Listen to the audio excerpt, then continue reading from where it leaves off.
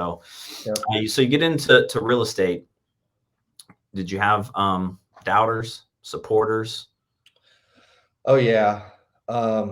Yeah. My parents initially thought I was crazy, you know. Um, they're very I love my parents, don't get me wrong. Yeah. They're great support. Um, but as far as kind of how, we do things, we definitely do things a little bit differently. So I think it's natural to have some doubt. Um, I have a couple of mentors in my life, and you know, going to 100% commission based job, um, it can be scary. So yeah, there were doubters, but I also have had since day one outstanding support. My wife has supported me from day one. Um, and like I said, my family, once things started to get rolling, they've always supported me, but there was some hesitancy, I'll say, Caution. yeah, from people. Well, I'm from a small town too, and it's that small town mindset, right? Yep.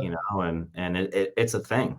It's You, it's a very real thing, John. I yeah, mean, my mindset, and I've had to work on this to grow this over time. I mean, I remember when I started, I sat down with my broker and he's like, "What's your goals?" And I'm like, I would just I would love to make $50,000 a year.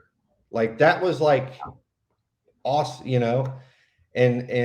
so breaking that barrier of like what I can accomplish is a real thing, and it's something you really have to work on with somebody, I think. yeah, yeah. I mean, it's for me, same thing. Like my parents, they didn't doubt me, but it was caution. Yeah. Like, what do you mean you just went to school for 4 years and you're not going to use your degree? And, by the way, you're going to jump into a full-time commission business. Luckily for me, I was put into a situation where my team lead, I was his admin for the first year or so. So, I had some income coming in as I was getting things rolling. But same thing, it was like caution, right? It's like, Yep. are you sure? And the way I looked at it was one, um, if I didn't make it, I'm not moving back to small town, so I was getting married and stuff at the time. But the way I looked at it and what I told myself is that even if I did have to move home, my dad would charge me rent anyways. So I was going to figure it out here. Yep, exactly. But so did you jump into the business full time, like just from the rip, or did you kind of blend the two careers in the beginning? Yep. So I blended. I did not jump in. I think I would say if you have the ability to do so, um, do it. You will get where you want to be quicker. But for me, it just wasn't an option. I'm married. We had a mortgage. We have payments. So um, I actually quit the dental business. Went to work at a golf course. Making no money almost, but the 6 to 2. Yeah. So I had afternoons, evenings, and weekends to show houses and to kind of start building my business. And so that's what I did. I set a goal of, you know, months of my portion of the family budget. Like I'm gonna once I have that nest egg aside from commissions, then I'm going all in.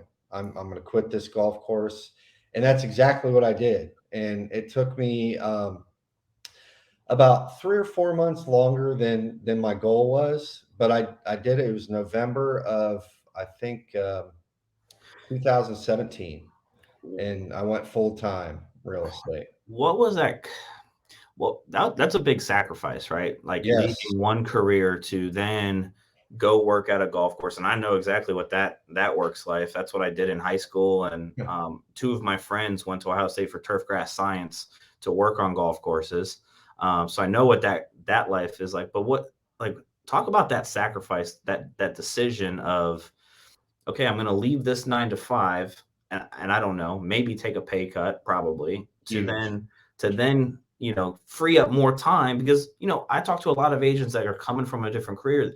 That transition is the hardest thing. And one of the things I try to always tell them is there's going to have to be a sacrifice in something if you want to make this business work for you and this transition to work for you. Sometimes it's going to be you're going to be working two full-time jobs and you're going to sacrifice time with your friends, fun, family, whatever. Or in your case, you made a sacrifice and probably job and pay to free up some more time to focus on real estate. Can you talk a little bit about that? Yeah, I mean, I think you hit the nail on the head, John. I mean, I'm a firm believer, you people see this stuff out here and it just looks easy. And it is a lot of sacrifice. There's sacrifice involved.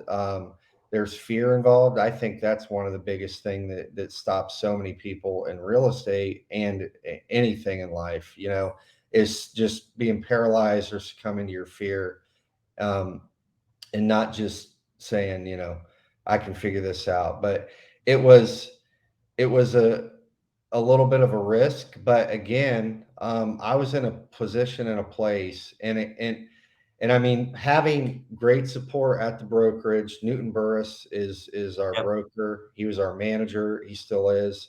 He's been a huge part of my success. I lean on him all the time, still 7 years later, and you know, so just trusting in him and kind of following his direction, and just busting butt, man. I mean, it was lots of long days. I used to say to my wife, I'd come home, I'd be sweaty, dirty, um, from the golf course, take a quick shower, change into something nice to go show homes. I'm like, it's like the Superman thing, switching from one thing to the other. Yeah. Um, but I started, and it was slow. It was slow. I mean, it took me, like I said, a little bit over a year. And it was only a matter of, I think, 7 transactions. So I didn't sell a lot of houses, doing it part time, but I started to get some momentum, Yeah, and that for sure.